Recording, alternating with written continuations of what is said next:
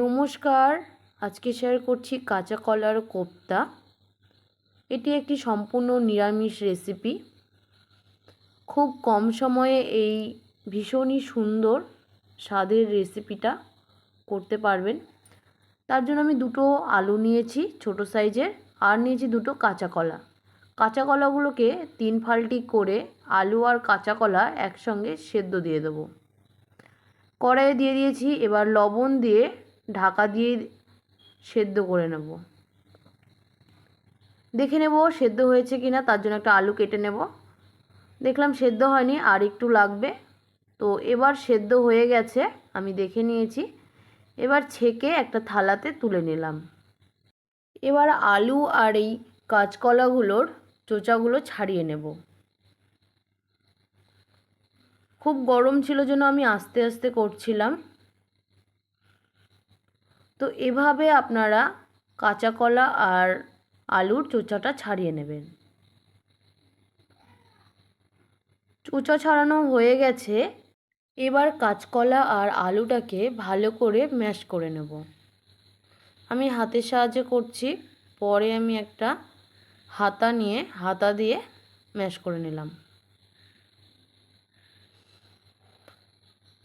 ভালো করে ম্যাশ করে নিয়েছি যাতে দানা দানা না থাকে। এবার আমি এখানে দিয়ে দেব ময়দা, আর দেব কর্নফ্লাওয়ার, আর দেব লঙ্কা গুঁড়ো, লবণ, হলুদ, ধনে গুঁড়ো। তোমরা চাইলে এখানে জিরে গুঁড়োও দিতে পারো। দিয়ে ভালো করে মেখে নিচ্ছি।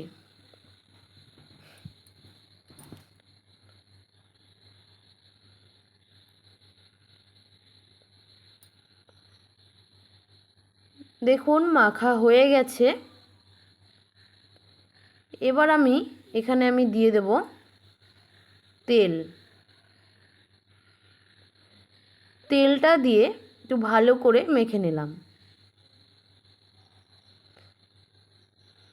এবার হাতের সাহায্যে আমি গোল গোল করে কেটে কোপ্তার আকারে করে নেব। তোমরা তোমাদের ইচ্ছে মতো শেপ করতে পারো, গোল, চ্যাপ্টা, লম্বা। আমি চ্যাপ্টা করেছিলাম। এবার কোপ্তা কারির জন্য একটা মশলা করে নেব।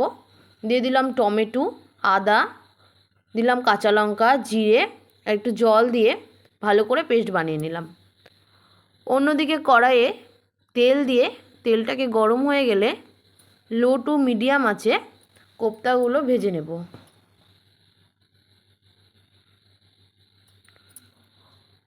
উল্টে পাল্টে লাল লাল করে কোপ্তাগুলো ভেজে নেব।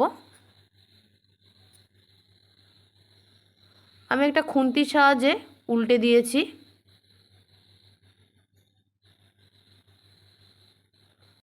কোপ্তাগুলো লাল লাল করে ভাজা হয়ে গেছে। এবার আমি তুলে নিলাম। পরেরগুলো এভাবেই ভেজে নিচ্ছি।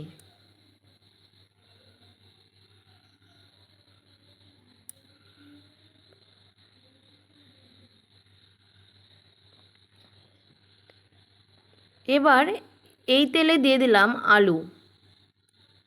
আলুটাকে আমি হলুদ আর লবণ দিয়ে ভেজে নেব। আলুটা ভাজা হয়ে গেছে, আলুটাকেও তুলে নিলাম। এবার কড়াইয়ে তেলটাকে কমিয়ে কোপ্তা কারিটা রান্না করব। ফোড়নে দিলাম গোটা জিরে আর শুকনো লঙ্কা। দিয়ে দিলাম পেস্ট করে নিয়েছিলাম যে মশলাটা, টমেটো, আদা, কাঁচা লঙ্কা আর জিরে। মশলাটা দিয়ে ভালো করে কষিয়ে নেব। সামান্য পরিমাণে দিয়ে দিলাম হলুদ গুঁড়ো, স্বাদ মতো লবণ, আর দিলাম লঙ্কা গুঁড়ো। দিয়ে দিলাম সামান্য পরিমাণের তেল। এখানে আমি সর্ষের তেল দিয়েছি। এবার তেল দিয়ে ভালো করে কষিয়ে নিচ্ছি। সামান্য পরিমাণে জল দিয়ে দিলাম যাতে মশলাটা পুড়ে না যায়। এভাবেই ভালো করে মশলাটাকে কষিয়ে নিলাম। দেখুন মশলাটা শুকিয়ে গেছে আর উপর দিয়ে তেল ছেড়ে দিয়েছে। এবার আমি এখানে টেস্টটাকে বাড়ানোর জন্য দিয়ে দেব সামান্য পরিমাণের চিনি। চিনিটা দিয়ে আবারও মশলাটাকে কষিয়ে নিলাম। দেখুন মশলাটা একদম কষানো হয়ে গেছে, তেল ছেড়ে দিয়েছে। এবার আমি দিয়ে দিলাম ভেজে রাখা আলু। আলুটার সাথে মশলাটাকে ভালো করে মিশিয়ে নিয়েছি। আলুটা দিয়ে আবারও 2 মিনিট লো টু মিডিয়াম আছে একটু কষিয়ে নিয়েছি। তারপর এখানে দিয়ে দিলাম জল। জল আমি 2 বাটির মতো দিয়েছি। এবার ভালো করে ঝোলটাকে ফুটিয়ে নেব। ঝোল ফুটে গেলে ঢাকা খুলে দেখে নেব আলুটা সেদ্ধ হয়েছে কি না। আলুটা সেদ্ধ হয়ে গেছে। এবার আমি ভেজে রাখা কোপ্তাগুলো দিয়ে দিচ্ছি।